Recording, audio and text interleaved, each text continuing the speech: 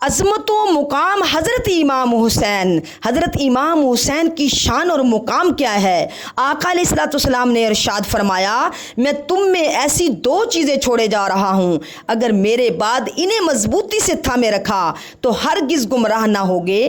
ان میں سے ایک دوسرے سے افضل ہے، ایک اللہ تعالیٰ کی کتاب جو آسمان سے زمین تک بندھی ہوئی رسی کی مانند ہے، اور دوسری میری اطرت یعنی میرے اہل بیت۔ یہ دونوں کبھی بھی ایک دوسرے سے ہرگز جدا نہ ہوں گے، حتیٰ کہ دونوں میرے بعد حوض کوثر پر اکٹھے ہو جائیں۔ لہذا دیکھو تم ان دونوں میں میرے کیسے جانشین بنتے ہو۔ 1400 سال پہلے وہ دور ذرا یاد کیجئے جس دور میں حسنین کریمین کا ظہور ہوا اور امت مسلمہ کو یہ دو عظیم نعمتیں میسر آئیں۔ وہ دور کیسا دور تھا؟ وہ اس جیسا دور نہ تھا۔ وہ دور تھا جہاں پر علم دین سکھانے والی خود تاجدار کائنات صلی اللہ علیہ وآلہ وسلم کی ذات تھی، جس کا اسوہ پیش نظر تھا ظاہری آنکھوں کے۔ وہ ذات خود تاجدار کائنات صلی اللہ علیہ وآلہ وسلم کی تھی۔ سیدنا ابو بکر صدیق رضی اللہ تعالیٰ عنہ، سیدنا فاروق اعظم رضی اللہ تعالیٰ عنہ، سیدنا عثمان غنی رضی اللہ تعالیٰ عنہ، سیدنا علی مرتضیٰ رضی اللہ تعالیٰ عنہ، سیدنا ابو ہریرہ رضی اللہ تعالیٰ عنہ، سیدنا انس بن مالک رضی اللہ تعالیٰ عنہ، جتنے عظیم صحابہ کے نام آپ گنتے جائیں یہ ان کا دور تھا جو خود براہ راست تاجدار کائنات صلی اللہ علیہ وآلہ وسلم کی تربیت یافتہ تھے۔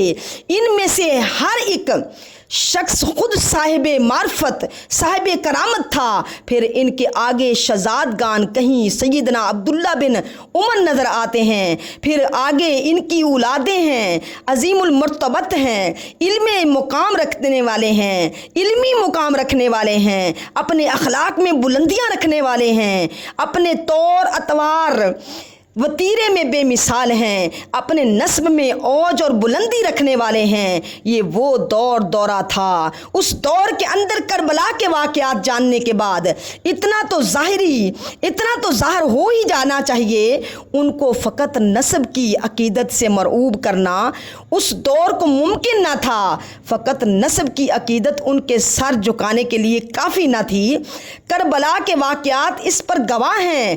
پھر وہ دور حسنین کریمین کے علم و معرفت کی بات کرے، وہ دور کہ عظیم صحابہ ان کی اولاد امام علی مقام کی عظمت و معرفت کی بات کرے، آپ کے اسوہ حسنہ کی بات کرے، آپ کی عظمت و رفعت کی بات کرے، آپ کی خیرات کی بات کرے، آپ کے اخلاق کے کمال کی بات کرے، آپ کے علم دین و فہم کی بات کرے، آپ کی عطا و نصرت کی بات کرے، تو پھر اس کا مطلب یہ ہے کہ اس دور کے جلیل القدر لوگوں میں بھی آپ کی یہ سب عادات اتنی بلند تھی کہ بڑے بڑے معترف تھے۔ پھر اس پر وہ نسب کی عظمت درہ امتیاز تھا، وہ نسب کی محبت وہ نظر آتی ہے جب آقا علیہ الصلوۃ والسلام کو ننھے حسن و حسین کو سینے سے لگاتے، اپنے کندھوں پہ بٹھاتے دیکھ کر سیدنا صدیق اکبر بھی وہ عمل دہراتے۔ وہ بچپن کی عقیدت تھی، لیکن پھر جب وہ شہزادے جوان ہو کر اپنی زندگی میں مصروف تھے، لوگوں میں رشد و ہدایت کا کام کر رہے تھے، اور کربلا کے واقعہ سے بہت پہلے آپ کا امت مسلمہ میں جہاں جہاں تک علم دین کا پیغام پہنچ رہا تھا، وہاں ان شہزادوں کی عظمتوں کے ڈنکے بھی پہنچ رہے تھے۔ وہ آپ کے کردار کی عظمت تھی، وہ آپ کے علم کی عظمت تھی، وہ آپ کی مدانت تھی، وہ آپ کی شرافت تھی، آپ کی معرفت تھی، آپ کی سخاوت تھی، آپ کی عدالت تھی۔ اس نے اس دور کے وہ علم معرفت کے سلاطین کے دنوں میں اپنا مقام پیدا کر لیا۔ ہم جب بھی تذکرہ عالی مقام کرتے ہیں تو عموماً تذکروں میں عالی مقام کے عہد بچپن کی باتیں عہد تذکرے میں زیادہ آتی ہیں۔ آقا علیہ الصلوۃ والسلام کا ان سے اظہار محبت تذکرے میں آتا ہے یا پھر کربلا کے واقعات تذکرے میں آتے ہیں جن سے ان کی اظہار عظمت کیا جاتا ہے، یقیناً وہ انتہا ہے عظمت، وہ انتہا ہے عظمت پر مہر ہے کربلا کے واقعہ۔ لیکن آج میں نے چاہا کہ وہ اس بچپن کی سینی طفلی آقا علیہ الصلوۃ والسلام کے وصال مبارک کے بعد اور کربلا معلیٰ سے پہلے ان عظیم المرتبت شہزادوں نے امت مسلمہ کے اندر جو زندگی گزاری، وہ کیا عظمتیں تھیں، وہ کیا اخلاق تھے جس نے حسنین کریمین کو امام بنا دیا۔ ان کا تذکرہ کیا جائے، ان کے تذکرے کی طرف چلتے ہیں۔ حضرت علامہ اقبال کا ایک شعر فارسی کا جس کا ترجمہ یوں ہے، مفہوم ہے، وہ بیان کرتے ہیں۔ وہ فرماتے ہیں امام علی مقام امام حسین رضی اللہ تعالیٰ عنہ کا مقام اسلام میں یوں ہے جیسے سورۃ اخلاص قرآن میں ہے۔ قربان جائیں علامہ اقبال کی بصیرت و معرفت پر کہ تھوڑے الفاظ میں کتنی گہری بات کہہ دی کہ امام علی مقام کا مقام اور شان اسلام میں ویسا ہے جیسے سورۃ اخلاص کا مقام قرآن مجید میں ہے۔ تو دوستو اب ذرا ایک بار باقی حیات مبارکہ کے واقعات کا تذکرہ کرنے سے پہلے ذرا اس منظر کو چشم تصور میں لے آئیں کہ جب امام علی مقام کا سر انور نیزے پر ہے تو ایک عجیب بات اور رونما ہوئی۔ وہ کیا تھی؟ حضرت سیدنا زید بن ارقم رضی اللہ تعالیٰ عنہ بیان کرتے ہیں کہ جب یزیدیوں نے امام علی مقام کے سر انور کو آپ کے جسد اقدس سے جدا کر کے نیزے پر رکھ دیا اور وہ قافلہ شہروں اور گلیوں میں آپ کے سر انور کو گھمانے لگا، تو وہ فرماتے ہیں کہ میں بھی اپنے کسی گھر کے بالا خانے سے وہ منظر دیکھ رہا تھا اور میری نگاہ امام علی مقام کے سر انور اور آپ کے لبوں پر پڑی تو میں نے دیکھا کہ امام علی مقام اپنے لبوں سے سورۃ کہف کی آیت نمبر 9 کی تلاوت فرما رہے تھے، جس میں وہ فرما رہے تھے اللہ پاک کا یہ ارشاد ہے، کیا تمہیں معلوم ہوا کہ پہاڑ کی کوک، غار اور جنگل کے کنارے والے ہماری ایک عجیب نشانی تھی۔ رپیٹ کر رہی ہوں، جس میں وہ فرما رہے تھے کہ اللہ پاک کا ارشاد ہے، کیا تمہیں معلوم ہوا کہ پہاڑ کی کوک، غار اور جنگل کے کنارے والے ہماری ایک عجیب نشانی تھے۔ یعنی قرآن مجید کا یہ مضمون امام علی مقام اپنے لبوں سے ادا فرما رہے ہیں۔ یہ ایک واقعہ، اسی عمل پر ایک اور شہادت کسی دیکھنے والے سے میسر آتی ہے کہ جس کو تاریخ کی کتب میں نقل کیا گیا۔